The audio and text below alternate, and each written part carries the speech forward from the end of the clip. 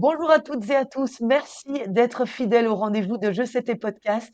Après une semaine passée aux côtés des joueurs de l'ATP lors de l'European Open d'Anvers, nous voici de retour sur le circuit WTA, à distance cette fois, en direct de la Chine, où j'ai l'immense plaisir de retrouver Philippe Dehaze, qui termine sa longue tournée asiatique. Salut Phil. Salut Christelle. Alors cette semaine, tu nous fais l'honneur d'amener au micro de Cette, podcast une invitée Eleni Kordolaimi. C'est comme ça, je le dis bien, Eleni? Oui, c'est parfait. Merci de m'avoir. Merci à toi, Philippe, aussi. Alors, Eleni, elle a 31 ans, elle est coach d'Erika Andreeva, 67e joueuse mondiale à 20 ans. Elle est la petite sœur de Mirra Andreeva, 17 ans, 19e mondiale. Et vous êtes surtout l'une des seules coachs féminines sur le circuit. Est-ce qu'on peut se tutoyer, Eleni? Ok, Ça oui. te va comme Ça va ça? pour vous? Pour toi? Ça va pour moi aussi. Ok. C'est l'habitude.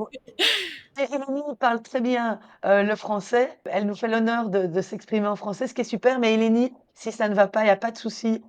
Tu peux nous donner quelques mots en anglais. Mais donc, tu as été joueuse professionnelle puisque tu as été 435e joueuse mondiale en 2018 et tu as remporté 5 titres sur le circuit ITF, joué 11 finales. Et tu es également une très bonne joueuse de double puisque tu as gagné 11 titres en double sur le circuit ITF et disputé 24 finales. Est-ce que mes informations sont bonnes? Oui, t'es très gentil en plus. Merci beaucoup. Merci. Alors, qu'est-ce qui te lie à Philippe? Tu as aussi coaché un petit peu Grete et Alison entre avril et août 2022. C'est comme ça que tu connais Philippe? Non, je connais Philippe.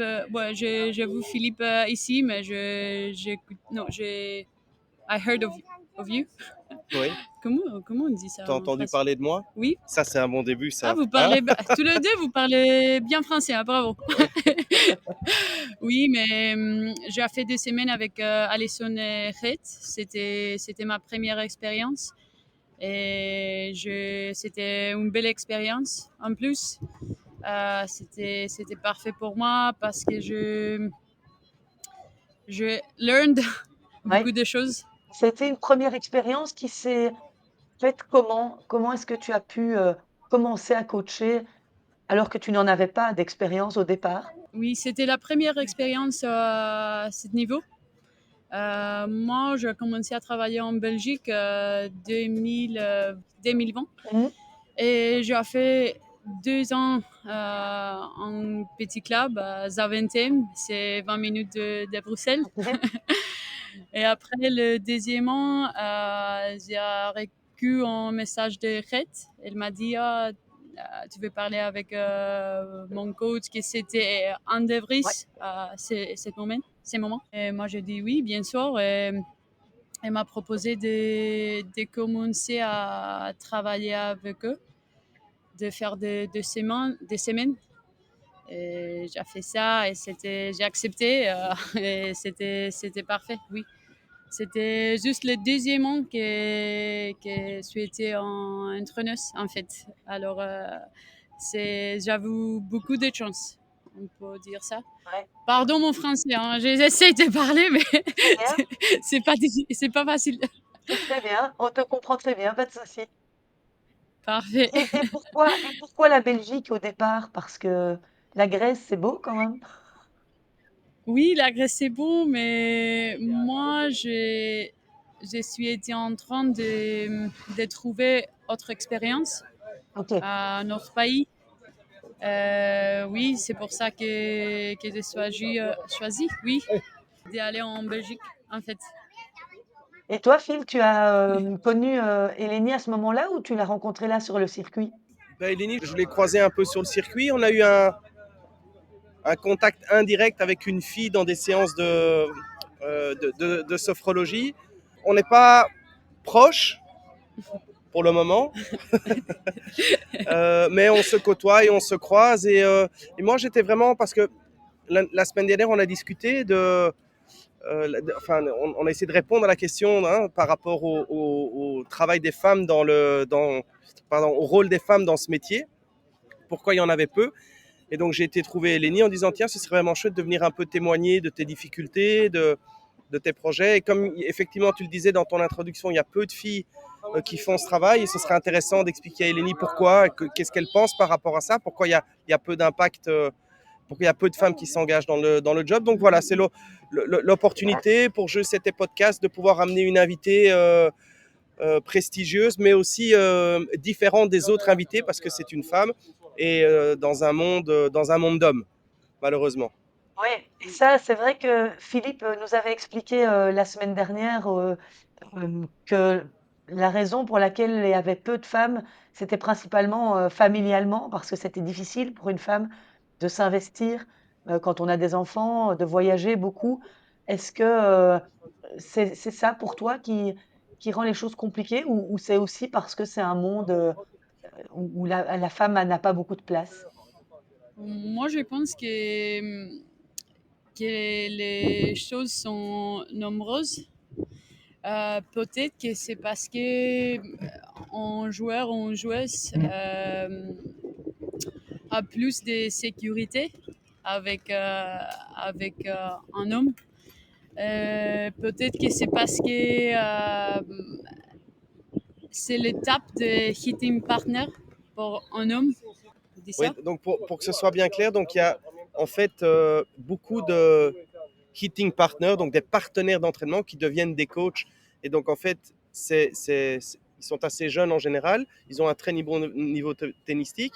Wim Fissette, par exemple, est un très bon exemple. Il a commencé sa carrière en étant le hitting partner de Kim Clijsters, et puis il est resté, et puis il a fait son expérience, et il est devenu le coach qu'on connaît. Il y a beaucoup d'hommes qui font ça, et Eleni a raison, il n'y a pas de hitting partenaire féminin, donc c'est déjà une porte qui se ferme. Oui, oui, exactement, exactement. Merci, merci Philippe. Mais après, moi je pense que c'est aussi parce que c'est plus difficile peut-être pour une femme d'écouter une autre femme parce qu'on a des émotions, plus d'émotions. Je pense que c'est plus difficile parfois pour une femme d'écouter une autre femme. Ah oui? Oui, parce que ils ont des émotions et après parfois et comme une chose de criticisme, C'est marrant parce que quand elle me parle de la oui, relation qu'elle a avec une autre femme, elle dit je ne pourrais pas vivre avec un homme oui, oui, oui, parce oui, que il est incapable de me comprendre et oui, que je m'épanouis plus avec une femme parce qu'on est les mêmes, on peut se retrouver dans plein de domaines et on a la même sensibilité, et on a la même oui. vision. Toi, tu penses que dans le sport, c'est différent? Ça dépend les joueuses en fait. Et après, la dernière chose que je pense, après, c'est une question de vie et un choix de vie pour une femme de faire le travail ici, dans les circuits. Parce qu'une femme, elle doit choisir entre sa vie, entre le travail en fait. Et pour les hommes, c'est pas la même chose. Et donc, toi, tu as choisi de travailler sur le circuit Oui, parce que c'était le rêve voilà, de toute une vie. exactement. Parce que je parle beaucoup avec Conchita Martinez, l'entraîneuse de Mirra Andreeva. Et j'essaie d'écouter les choses de Philippe aussi, d'écouter les choses que tous les entraîneurs et entraîneuses on peut me donner. Parce que pour moi, c'est un objectif comme quand j'ai joué, c'était de jouer en Grand Slam. C'était mon objectif. Quand j'ai commencé à travailler, mon objectif, c'était d'être entraîneur à ce niveau ici. Et comment tu as réussi à entraîner tout de suite une très bonne joueuse? C'est par les contacts, c'est par tes capacités, évidemment, d'entraîneuse? Moi, je pense que c'est un petit peu de chance aussi, parce que je connais Red quand j'ai joué. C'est comme ça que j'ai commencé à travailler avec eux. Et après, maintenant, je travaille pour l'Académie Olin. C'est l'Académie de Tsonga. Et j'ai connu Erika Andreeva avant, quand j'ai joué aussi. Et après, elle m'a demandé, OK, tu veux voyager avec moi, tu veux faire des semaines. Et c'est comme ça que j'ai commencé de travailler à ce niveau ici et j'espère de rester ici. On verra. On peut expliquer pourquoi ça n'a pas très bien fonctionné avec Crete. Et je pense qu'il y a 2 jours, c'est vraiment, elle a fait une très très belle démarche. Parce qu'on discutait un tout petit peu, je vais laisser Eleni expliquer la démarche. Mais il y a 2 jours, elle a demandé à voir Crete et à lui parler par rapport à ce que Eleni pense être un échec dans leur travail. Mais je trouve que c'est une belle expérience. Parce que c'était, comme j'ai dit avant, c'était la première expérience de ce niveau. Et pour moi, le chapter, chapter de jouer, c'était pas fini, c'était pas ces moments-là. Donc, pour Tu peux bien. expliquer parce que tu parles mieux que moi. Non, mais tu parles très très bien. Non. Et donc, quand Eleni a commencé avec Reed, dans sa tête, elle était encore joueuse de tennis. Elle n'était pas disponible encore comme elle l'est maintenant et elle n'avait pas encore pris la décision d'être vraiment un coach sur le circuit à haut niveau. Donc, quand elle commence la relation avec Reed, dans sa tête, elle est toujours joueuse. Oui, c'est exactement ça. Et après, j'avoue des moments que j'utilise mon téléphone un peu plus. J'avoue des moments que... On peut expliquer en anglais, c'est bon pour vous? Allez, ok. So for me, it was, like Philippe said, the decision of coaching was still there, but the part of me as a player was, it was coexisting with me as a coach. So when I started with Het and Alison, I was not ready to really put myself second. And for me to become a coach, you need to be able to put yourself second, because as a player, you're always used on putting yourself first. The first thing that matters is yourself and your needs and what you need to do and how you need to go about your day. So for me, when I started with, Het and Alison, I started with a lot of enthusiasm and I was very grateful for the opportunity. But for example, I was honest with it as well. There were moments where when something would put you out of your comfort zone or something that you would want to do, in your head you were thinking of yourself as a player. But that is also why in 2022, after I was at Wimbledon with them, I took the decision to stop working and start playing again. So I remember I left Belgium, I moved to France, I started practicing, and I, I tried to play again. It didn't go as I wanted to. I had a lot of stress at the moment. But although it didn't work out how I wanted to, it really helped me to put an end to the chapter of me as a player. Okay. So right now, my mind is free. I can invest myself fully as a coach, because for me, it is a 24/7 job. Being a coach, at least in my books, it's not the 2 hours or the 3 hours that you spend on court. It's much more than that. You really need to be on call 24/7, because if your player needs you in the middle of the night for whatever, you need to be there, because at the end of the day you need to help them feel their best, to perform their best. So at the beginning it was tough, but I think what helped me in general with the transition was the passion for the sport. And for me, it's like being a player. You either have it or you don't. I don't know. I don't think it's something you learn along the way. I don't know what you think, Philip, but to really want to give your heart to it, you need to have the passion for the sport and people first. I realized my errors when I looked back at the experience. I found myself in moments where I used my phone more than I should, that perhaps trying my best, I didn't maybe communicate the best I could. Part of it as well was that I was lacking a little bit of guidance in that level as a coach.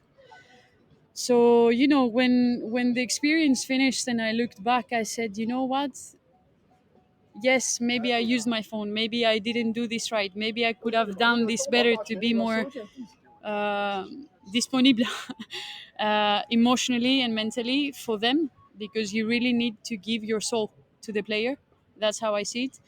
So when I realized all that, it was even like half a year ago. I messaged, Fred and Alison and even Anne right away to tell them, look, I really tried my best. I'm sorry it was not enough, but no error was deliberate.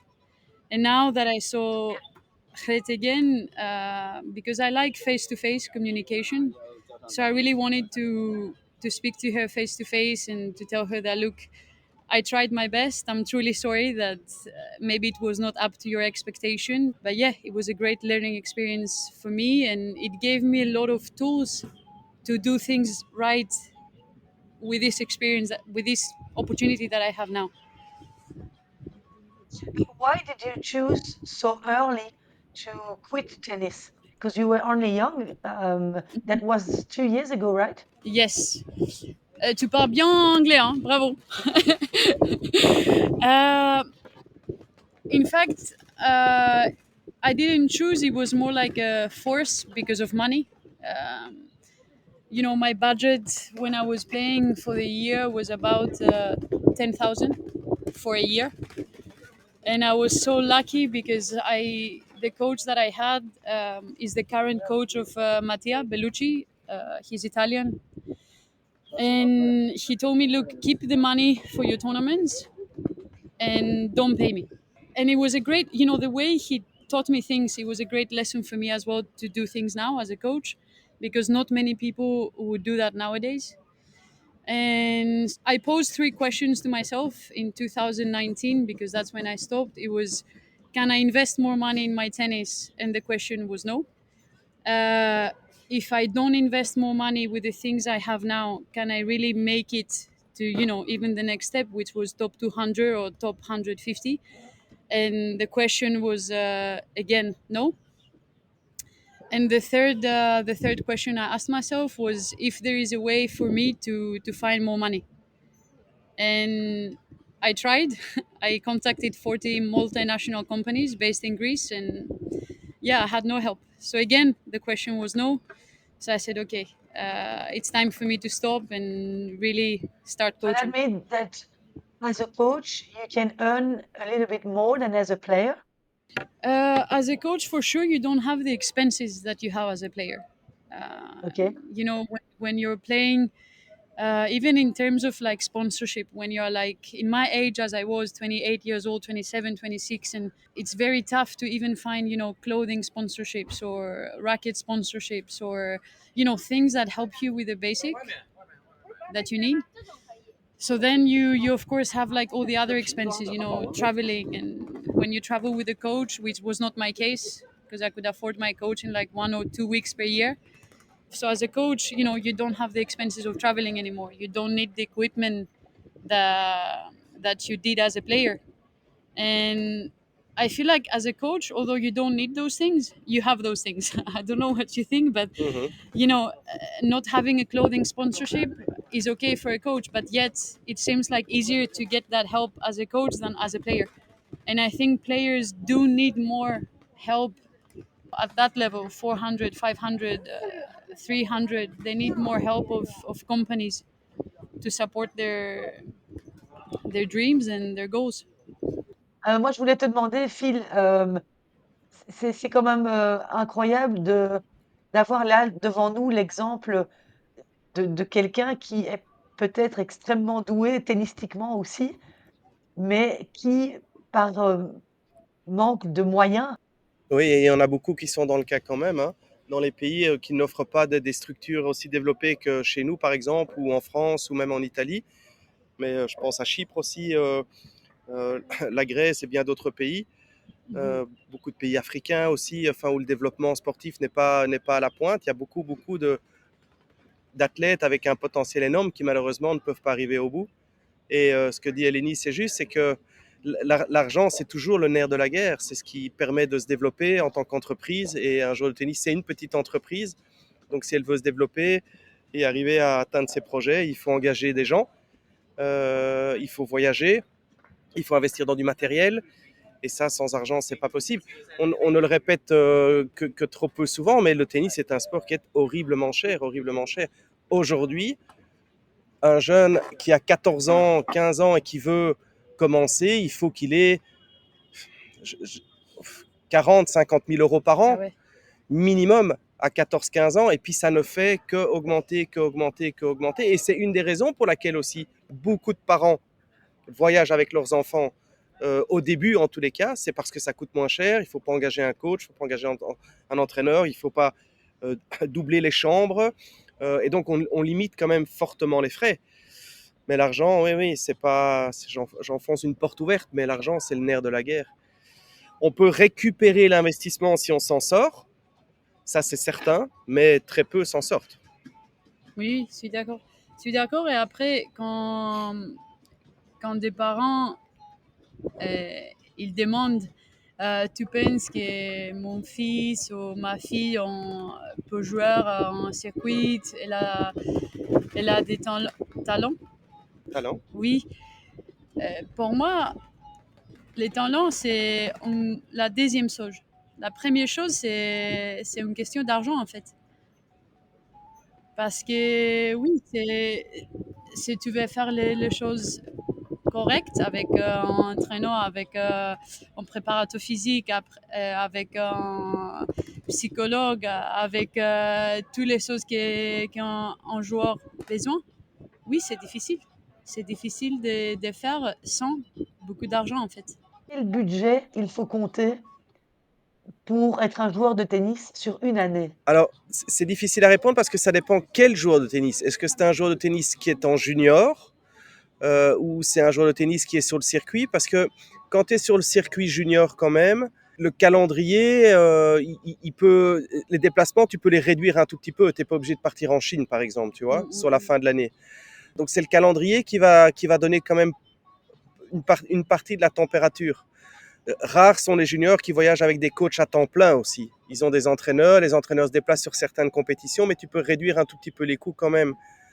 Mais comme je le disais, très vite, et moi maintenant, quand on me pose la question, comme Eleni, si un parent me demande est-ce que mon fils a du potentiel, moi je pose la question, ou en tous les cas je dis attention, ça va coûter beaucoup d'argent, quoi. Si il n'y a pas 50, 60, 70 000 euros par an à mettre au départ pendant au moins 2 ans, 3 ans, ce qui fait beaucoup d'argent, hein, donc c'est même pas la peine de commencer. Après, bien sûr, quand on se lance sur le circuit, comme Eleni l'a dit, à partir de 300, 400, 500, au plus tu vas investir, au plus tu vas gagner du temps. C'est ça aussi. Donc, mais je veux dire, un coach, il va coûter... c'est un salaire. Donc, qu'est-ce que ça coûte? 40 000, 50 000 euros par an, minimum. Un gars qui n'a pas trop d'expérience et qui sera prêt à y aller. Et puis, tu rajoutes tous les frais du coach. Je parle que du coach, hein. Donc, les frais, c'est tous les restaurants, les chambres d'hôtel, les billets d'avion, les billets de train, blablabla. Et puis, tu rajoutes ces frais pour le joueur. C'est plus de 100 000 euros, 150 000 euros par an, très vite, hein. Eleni, tu es d'accord avec moi ou pas? Oui, je suis d'accord. Moi, je pense que, je vais dire en anglais, I hope after this, they will keep on playing tennis. Mais c'est difficile, oui. C'est difficile et c'est un monde très compétitif aussi. And are you well accepted on the circuit as a female coach? So far, it seems like yes, by Philip for sure. But it seems that yes, I haven't met anyone yet that kind of looks down on you just because you're a female or because you have less years of experience. I have to say that everyone has been really good at accepting me as a younger coach. I didn't really have problems, and it feels like I'm accepted by the player that I'm working with as well, thankfully. So that's all I can ask for, and then the rest is all a matter of your work. How good or how good you are or how good you aren't. I will let the work speak for that. So that only time will tell. J'ai une petite question, si tu veux bien. Vas-y, je t'en prie. En tant que coach féminin, quel est pour toi le plus que tu peux apporter qu'un homme ne pourrait pas apporter? Mhm. Moi, je pense que quand tu es une femme, tu peux, tu peux comprendre, oui, tu peux comprendre beaucoup de choses émotionnellement que les hommes peut-être ont pas les, Oui, les niveaux de comprendre. la capacité émotionnelle Oui, de comprendre. exactement. Oui, exactement. I think the beginning of it, so the first step, like for a woman, maybe to trust another woman, because as we said at the beginning, it is a man's world.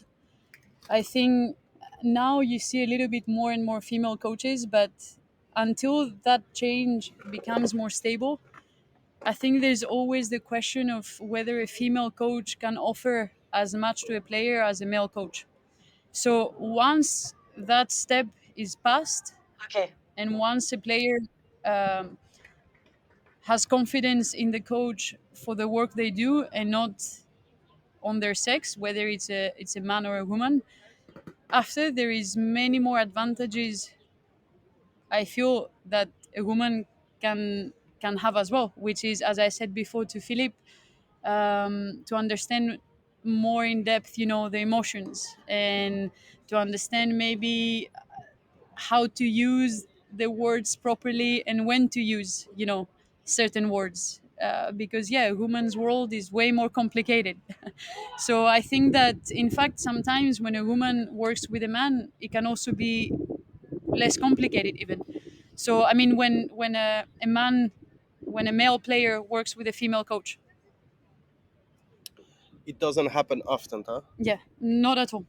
I mean, it happens, but what was it? The case of Mari. Andy Murray and Mauresmo. But now there is, I think, one more player, right? That will start working with, yeah, the Polish. I think Polish guy. He will start working with Agnieszka Radwanska, if I'm not mistaken. Oh, yeah? I was reading that, yes, but I cannot remember the name. If I was reading an article the other day, so I don't know if that still stands or not. But I just think that coaches should be trusted based on their work and not based on their sex. Il y en a d'autres qu'on ne connaît pas? Oui, c'était l'entraîneuse de Ancienne Oui? aussi, que je pense qu'elle a joué. Elle n'est plus là, malheureusement. Je veux dire, elle l'a remplacé par un homme. Oui. Ah oui, Oups. il y a Kalinskaya qui travaille aussi avec une femme. Mais bon, on les compte sur les doigts d'une main. Ça reste quand même pas la normalité. Toi, c'est quoi en tant que coach aussi ta philosophie de jeu? Comment tu lis le tennis? Comment tu pourras pour aller au plus haut niveau? Quels sont pour toi les fondamentaux, les bases importantes qu'il faut avoir pour être performant à haut niveau? Mhm. Je peux expliquer en anglais? Pardon. Of course. I think, maybe like 2 years ago, I would respond to that question of, what's important is to be aggressive, it's to dare, it's to have a good forehand, but especially the experience with Erika, which started, a couple months ago, has helped me to understand that the base of being able to compete or arriving even to that level is the person itself. I think before coaching tennis, we really need to understand and coach the person. And I strongly believe that because, you know, speaking for that level, everyone knows how to hit the ball good. So I think that becomes secondary and it becomes more of a question of how can you really help the person accept themselves, but also use themselves to put their best out there when it really matters. And to reply to the same question for like, a younger player, I think the first and most important thing is the work ethic, which is overlooked. I personally would take any day of the year. I would choose a player with a hard work ethic over a talented player, because I think that forehands and backhands. Of course, you need the fundamentals. Of course, you need a certain ability to understand things and certain athleticism to move on court and to carry out the movements. But I think after that it becomes more a matter of work ethic and how much time that's my philosophy. Like a lot of people speak about wanting to play professionally, but I pose the question of, do you really like doing the things that you don't enjoy doing, or do you like the idea of what professional tennis is, which is traveling and having good conditions in tournaments? And so I'm sorry I cannot respond with one word, but if tennis is what really matters to you, and whether it's tennis or any other job, is for me, you have to be willing to really do everything it takes, and then the rest follows. You really have to take the identity of the player, whether it's a grinder, whether it's a serve and volleyer, and really work on that base. It's a two-way street, player adapting to the coach, but at the end of the day, it's also about the ability of the coach to coach the player, and the fundamentals that the player has himself or herself. I don't know if you think the same, or if you. Yeah, completely. No, no, completely. It's first, it's a relation between two person, and they have to have the same value. Yes, yes, yes, indeed. In the first place, how did you get the opportunity to coach Erika? Because it's a great talent and it's a great opportunity for such a young coach. How did you get that opportunity? So I think when you work in an environment, as I said before, the academy Olin of Tsonga, you already have a great setting to meet players. When you have a good facility, players will come. So for a coach, it's easier to meet those players. So me, I knew Erika even before she came to Olin. So when she came to Olin, I was happy, of course, to see her, and we kind of like kept talking. And in fact, she started training with Julie Coin, who was also ex top 60, if I'm not mistaken.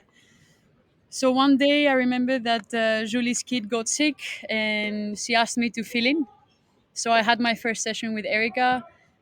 Erika enjoyed it, and we kind of stayed, in touch. I kept on asking about her tournament. So one thing led to another, and I remember it was before Toronto this year, uh, 2 or 3 weeks before Toronto, where she asked me, "Look, would you like to travel with me, to try?" So me, of course, I said yes. So I went ahead. I canceled my holidays. I changed my plans, and we did our first weeks in Toronto, Cincinnati, and Monterey. So I do agree with you that it's a great opportunity. She's a great talent. She has a great work ethic, and I'm definitely willing to give everything I have in order to help, even if that's like a 10% or 20% or 1%. Is it not too hard to coach someone who is going that fast in her evolution? Um, I mean, yes and no. Yes, because it's always the expectation that you need to do your job well and be well prepared, and the higher you go, the more details matter, I believe. But in terms of her evolution as a player, it's not hard to coach her, because, as I said, if you really take time to understand the person and to really care about the person before the player, everything else kind of goes on its own.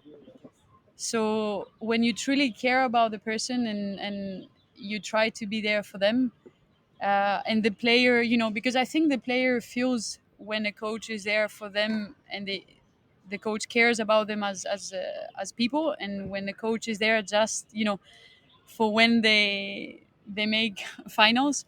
So in that case, the communication is very good, and when there is trust, doesn't matter the ranking. I think the work becomes easy in that sense. Philippe, tu peux aussi peut-être, Mhm. parce que c'est vrai que c'est une très jeune joueuse, j'imagine que c'est encore peut-être plus difficile à coacher qu'une joueuse comme Grete qui a déjà des années de circuit derrière elle. Alors ici, je poserai la question à Eleni, mais je trouve qu'il y a une donnée qui est importante aussi, c'est elle a 19 ans, c'est ça, Erika? 20 ans. 20 ans. 20 Oui. ans, elle est 60 au monde, mais elle a sa petite sœur qui est 19 ou 15 au monde. Et donc, je me demande, avant de répondre à ta question, si tu me permets, est-ce que ça, c'est quelque chose qui, finalement, n'est pas comme un caillou dans sa chaussure, de devoir avoir toujours, et c'est déjà, hier, on regardait le match avec Crete, on se dit, waouh, elle joue vraiment bien au tennis, elle a 19 ans, 20 ans, elle est 60 au monde, c'est fantastique. Mais ça ne l'est pas pour elle si elle ne fait que se comparer. Donc, est-ce que tu n'es pas confronté à cette problématique tous les jours? D'avoir la grande sœur qui regarde la petite sœur en disant ouais, mais ce que je fais, c'est nul. Ben, prenons la semaine dernière. Mirra, elle perd en finale contre Daria Kasatkina 6-4 au troisième dans un 500. Chaque semaine, elle joue bien. Donc, comment ça se vit ça à l'intérieur? I think that before I said something about really taking the time to understand the person and confronting them and making them creating an environment where they're safe, they feel safe to really express what they feel and share what they think. So of course when you have somebody that close to your family, as close as a sister, that is younger and better ranking wise than you, it's almost like you always compare to yourself to that, to the sister. And for me, it was something that we spoke about with Erika. And of course, when Mira has a great week, sometimes it poses like more pressure for Erika to have a great week as well. But what I'm trying to help her understand is that everyone in this life has their own path. And when you're older, you kind of want to be better. I would say you don't really accept easily that somebody younger is better than you, especially when that person is your sister. So it adds pressure, but for me, it's something that will be there up until the day that they will be equally ranked or closer ranked. Et si So ça n'arrive pas? S'il y a for, toujours 40 places ou 50 places de différence?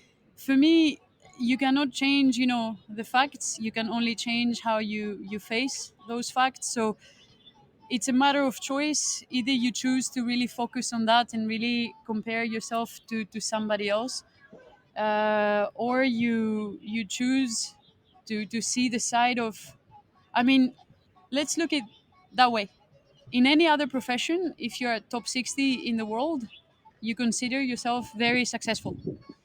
So if you always compare yourself to somebody who's better, even Djokovic, or even another player that was or will be number one, you always have something better to reach, because I don't think once you arrive number one in the world, you're saying, yeah, okay, for me it's done now.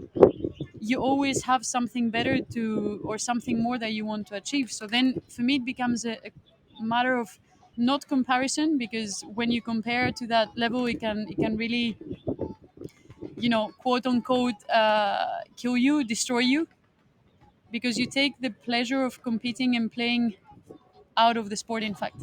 So I try to make her see it more as, trying to get better at it day by day, and the things that she gets to improve for herself. I'm talking about Erika, should feel like an achievement itself. And you never know how things will play out. Maybe today Mira is higher ranked than Erika, but who knows what's going to happen in, a year or 2 years, in 6 months, in 3 years.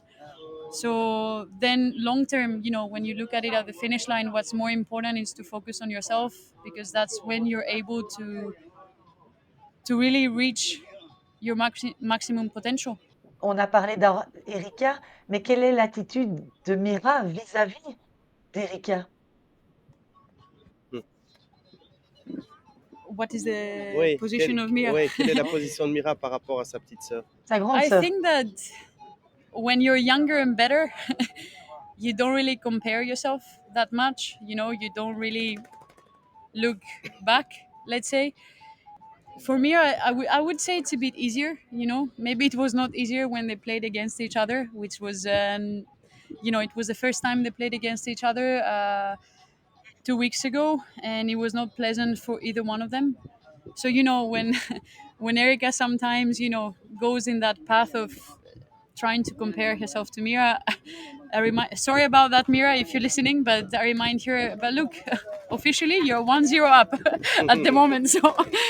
So so yeah, but for Mirra, I would say that it's easier because he's younger, higher ranked. So I don't see that posing a difficulty in terms of comparison to Erika.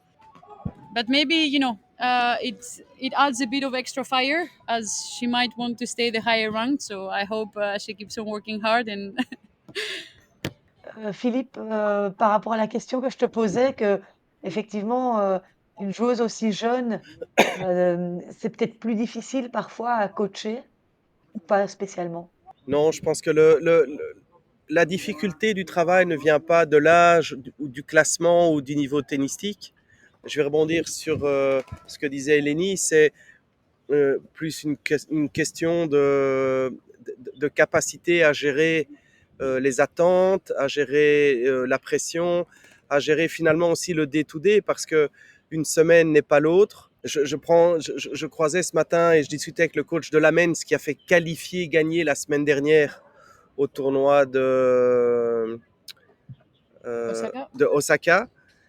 Et je lui disais, waouh, c'est fabuleux de pouvoir sortir des qualifs et de gagner la semaine. Je dis, ça arrive quand même que très rarement dans une carrière. Je dis, j'espère que tu as pu profiter. Et puis il me dit, non, non, non, on n'en a pas du tout profité. On a pris le premier avion et elle va déjà jouer. Et donc, si elle prend premier tour ici, le laps de temps qu'elle aura eu pour savourer peut-être qui est un objectif de vie, gagner un tournoi de tennis de 150, finalement, il va disparaître et fondre comme neige au soleil en quelques heures parce que la semaine d'après arrive déjà. Et il suffit que sur cette semaine, elle fasse un mauvais match pour que finalement, peut-être, les compteurs reviennent à zéro. Et donc, c'est là où ça rend la chose difficile, non pas parce que c'est l'âge ou c'est parce que le classement. Si je prends un autre exemple, puisqu'il nous concerne indirectement, avec Wim Fissette qui va commencer avec la numéro 1 mondiale, tu pourrais te dire, oui, mais elle gagne tout, elle est numéro 1, enfin même si Sabalenka est numéro 1, mais elle est là, elle est invincible, c'est quand même vraiment facile de coacher Iga. Ben non, je pense que c'est pas si facile que ça, parce que quand on est là tout là-haut, il y a une pression qui est absolument dingue, et qu'il faut trouver les mots, il faut trouver la façon d'arriver à gérer cette pression qui est énormissime. Eleni, elle doit gérer beaucoup de difficultés on parlait de la relation entre les deux sœurs, mais aussi la difficulté qu'a cette jeune gamine de gagner des matchs de tennis. Et moi, j'ai la même difficulté avec une jeune fille qui aimerait bien pouvoir s'installer dans le top 50 et montrer qu'elle est capable de le faire vis-à-vis d'elle-même, en essayant de se retirer un peu de cette zone dangereuse du top 100. Donc, on a chacun notre croix à porter, chacun nos difficultés. Elles sont différentes, mais elles sont à la fois très similaires aussi, elles se ressemblent, parce que l'objectif commun, c'est un peu stupide et relativement basique, c'est gagner des matchs de tennis, mais la complexité est énormissime. Donc ça reste, à mon sens, pas une tâche facile. Jamais, en Ouais. fait. Oui, donc Wim Fissette, c'est un peu le cadeau empoisonné, tu veux dire, de devoir mener Iga Non, plus haut que ce qu'elle n'est alors qu'elle non, est non, non, non. numéro un, quoi. Alors, c'est pas. Non, parce que je pense que coacher la numéro 1 mondiale, c'est pas un cadeau empoisonné, c'est un beau cadeau, une belle reconnaissance. Il y en a très très peu qui peuvent le faire. Mais c'est une mission qui est difficile et ça va pas être simple, même si la fille est. Alors, ça peut paraître plus simple parce qu'il y a beaucoup de filles contre qui elle ne perdra jamais, ce qui n'est pas le cas de ma joueuse. Moi, j'ai ma joueuse qui a beaucoup plus d'adversaires que Iga Swiatek. Mhm. Iga Swiatek, bon, il faut quand même un certain niveau pour pouvoir prétendre à la battre. Donc, quelque part, tu écrèmes un tout petit peu l'adversité. Cependant, l'objectif pour ce genre de filles, c'est d'enchaîner les grands chelems, etc. Et donc, finalement, tu es confronté à l'obligation de gagner. Et c'est là où souvent ça peut créer des problèmes. Et toi, Eleni, I agree completely. Because, as I said before, like in tennis, doesn't matter. Even if you're number one in the world, you want to do better.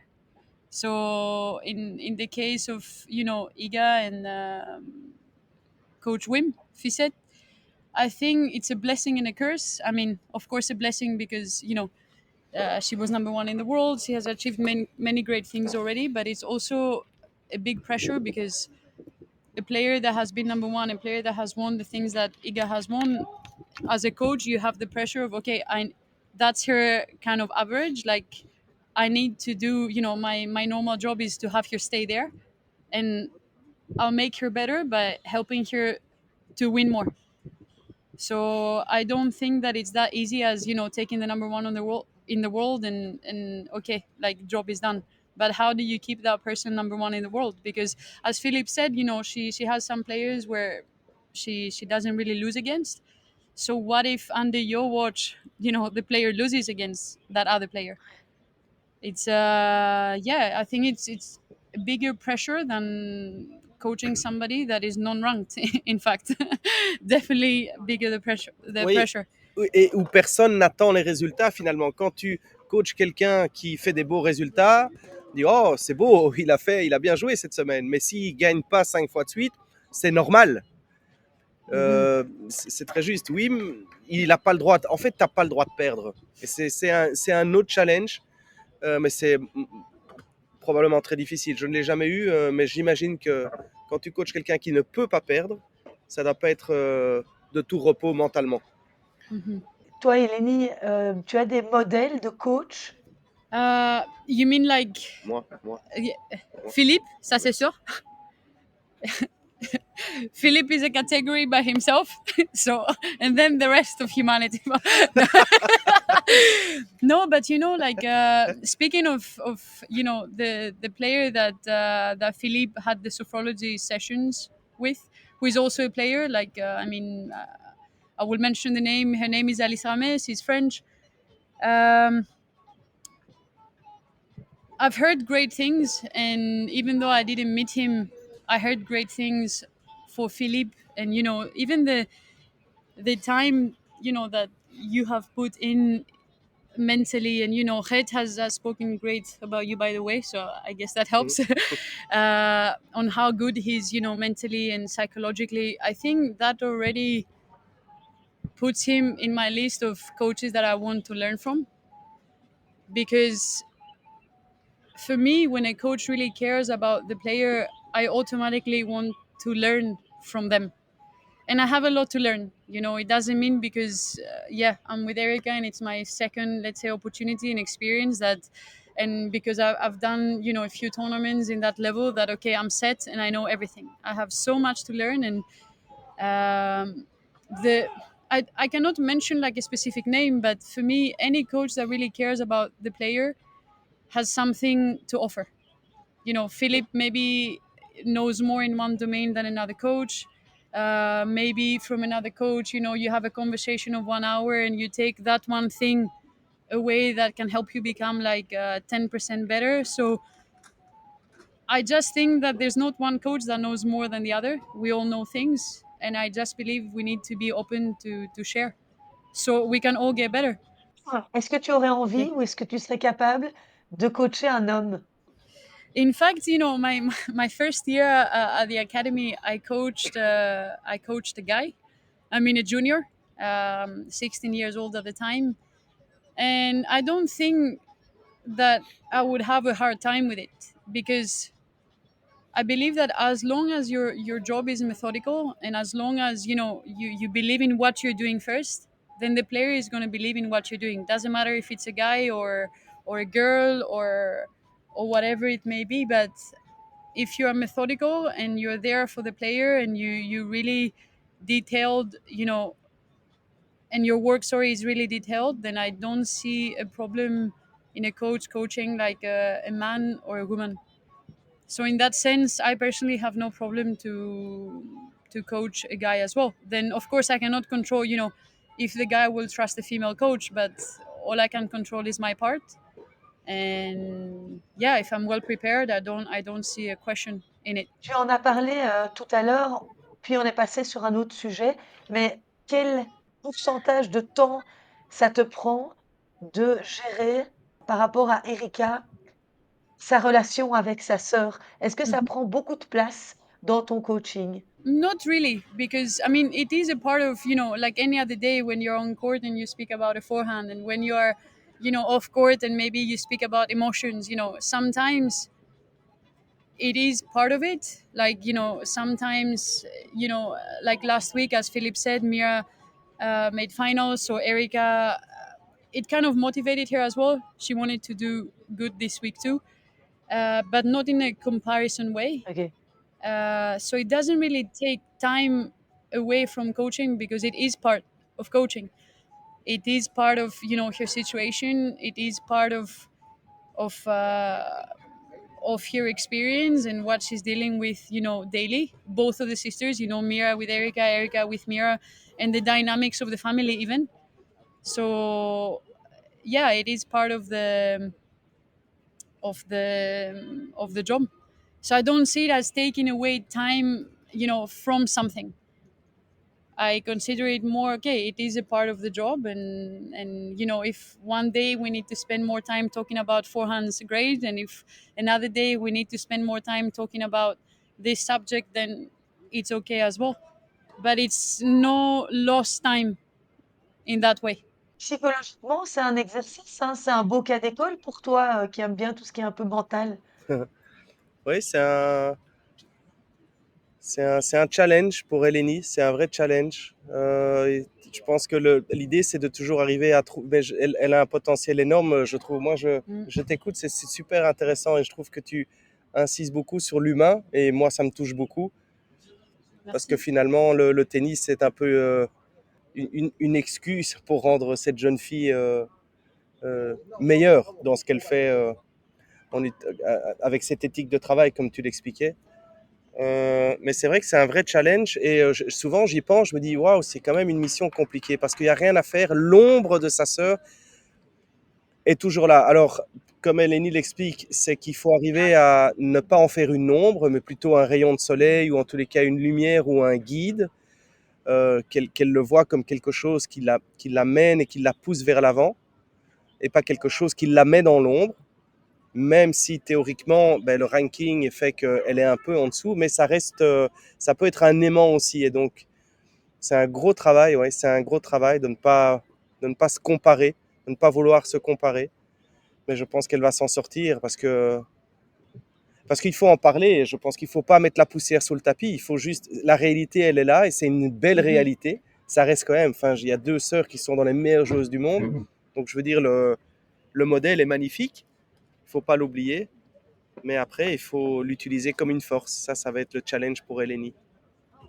Elle est sur la bonne voie. And for me, at the end of the day, we are speaking about, it's not like one is, 17 in the world, or yeah, I think it's 17 this week, Mirra, if I'm not mistaken, and the other one, doesn't have one WTA point. We are really talking about two players that, if you see it this way, they have about 45 positions difference. Et ce que je voulais dire aussi, Eleni, c'est que ce serait aller à l'encontre de ta vision et de tes valeurs, de ne la comparer qu'à un classement ou à des performances sportives. Hein, on a déjà discuté beaucoup de ça. Souviens-toi cette petite phrase que moi j'aime beaucoup, faire la différence entre ce que tu es et ce que tu fais. Elle insiste sur le fait de ce qu'elle est capable de produire chaque jour, l'attitude qu'elle peut avoir à l'entraînement, l'attitude qu'elle peut avoir en match, et puis à un moment donné, le résultat, bon, quelque chose qu'on ne contrôle pas très bien, pas beaucoup, voire jamais, on verra bien le résultat.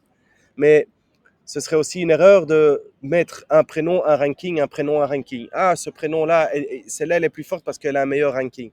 On sait que c'est très volatile, le classement. Une année n'est pas une autre, une semaine n'est pas une autre, un mois n'est pas un autre. Donc, il faut insister sur ce qui fait que Erika est une fille différente avec toutes les qualités qu'elle a, les qualités tennistiques, mais bien sûr les qualités humaines aussi. Donc il y a un vrai travail, un vrai challenge là intéressant. Pas facile, Et parce qu'aussi, mais au intéressant. départ, c'est Erika qui a voulu être une championne et Mirra est venue l'accompagner sur le terrain parce que bah, elle était obligée de suivre sa sœur, mais c'était un peu par défaut qu'elle est devenue joueuse. Et c'est ça qui doit aussi être psychologiquement tellement difficile pour Erika. It's a question I might have to ask them, but whoever started first, it worked out well. Yes, I mean, whoever, whether it was Mirra or Erika, I think it's beautiful what they have achieved. Ouais. Because what the percentage of the families where both kids are playing tennis and both kids make it to that level. And for me, it's not only like the credit that we need to give to Mirra, Erika, and their team. It's also to the parents too, because at the end of the day, they have also kind of left their own life back to support the best they can Mirra and Erika, because I do believe that a player is the one playing, of course, doing great, but then outside you have all this team that puts things aside for the player to feel good. Quelle est ta relation avec les parents? First of all, any coach has to accept that the parents are part of the project. I mean, without the parents, there is no project, because the parents, are the first financial sources of the player. So for me, it would be wrong to exclude the parents, out of the equation. But I think instead of, trying, of course, parents have, they have things that they want their kids to do, and they have expectations, and sometimes the expectations are realistic and some other times not. But instead of trying to put the parents out, I think we need to educate them, because whether somebody is just a coach or whether somebody played before and then became a coach, or whatever the case may be, parents, as my coach in Italy had told me, parents react with the stomach, not with the head. So they react with feelings and emotions and not with logic. So it's our job to kind of educate them and to guide them through that process. So I mean, I think when you have one player, you're already stressed as a parent. Imagine having two. So I really, I really admire how the parents of Erika and Mirra handle the emotional pressure, because it must be tough to travel around all year. It must be tough to, when one match finishes, to watch the other or follow the other, and one daughter loses, to be happy for the others. So I don't think it's that easy for them either. But they're, from what I see and what I've experienced, they're handling it great so Bien. far. Vous êtes en fin de tournée asiatique là, Eleni, tu vas rentrer en France? I'm still working at the academy, so I'm not exclusive with Erika. So I have other players at the academy that I'm working with. So for me, Okay. I fly tonight back to France, and as of Thursday, I will work again. And it's. I mean, I love it, because Erika teaches me things that I then take and I use with the other players. The other players teach me things that I take and use with Erika. So it's. I don't know. I'm really grateful and lucky to have the opportunity to work where I work and to be surrounded and meet people like Philippe. Moi, je viendrai te voir à la All-in Academy, Eleni, Vous pouvez venir, hein, tous bientôt. les deux, vous pouvez venir là. Toi, tu descends souvent dans le sud de la France en plus. Oui, je vais venir dire bonjour à Eleni en France. On peut jouer ensemble. Tu viens, Philippe? Ouais. Oui, évidemment. Allez, parfait. Je rêverais de visiter une académie comme ça. Philippe m'avait dit qu'il m'emmènerait un jour. Oui, c'est vrai. Mais tu n'es jamais disponible. On peut faire un autre podcast pour ça. Pour une séance de pas deux à la All-in Voilà. Academy. Je pourrais faire une série de 10 podcasts si tu veux. Philippe, il y a Grete qui monte bientôt sur le terrain, non? Oui, oui, encore 2 matchs et puis elle monte pour, je l'espère, pas le dernier match de la saison. On verra bien. Elle a un match difficile. Elle joue Yuan, chinoise, qui est 30 au monde. Fait une belle année. Donc, un beau challenge devant elle. Ouais, j'espère que vous irez loin. Même si tu as envie de rentrer, j'ai quand même envie que vous alliez loin. Moi aussi. Bon, I me too for you. Hein. Yeah, thank you. et je rappellerai aussi au passage que Erika Andreeva a perdu 6-4, 6-4 contre Olga Danilovic Oui. hier. C'était une défaite difficile, Eleni? Yes, I mean, a loss is never easy. Especially, when you start the tournament in the first round, I think there is more stress involved. There is more pressure, let's say. But, every loss or every win is a new I mean, it's a great experience to learn, and there is things that we take away, and sometimes, when you finish on a less good week as well, it can be great fire for pre-season and next season. So it only depends on how she will take it and how we can use it. Mais je vous remercie énormément d'avoir, été avec moi tous les 2. Merci beaucoup Eleni pour le temps que tu m'as consacré. Merci à vous les deux parce que je parlais en Très anglais. En anglais, oui, c'était facile pour moi. Pas de souci. Mais je comprends français, mais les niveaux pas parfait. Il y a pas de souci. C'était très bien comme ça, on a bien compris et merci beaucoup, d'avoir été là. Philippe, merci de m'avoir fait rencontrer Eleni. Merci Christelle. Très intéressant, On se verra la semaine prochaine. super intéressant et j'ai hâte que tu rentres en Belgique, hein, Phil, parce que ça commence à devenir long là. Je rentre. Encore 2-3 jours et je serai là. Allez, chouette. Bon, eh bien, bonne fin de Allez, séjour à vous. Profitez du soleil parce qu'ici, c'est la déprime de Toussaint. Merci merci beaucoup. Christelle. À bientôt. À bientôt. Ciao.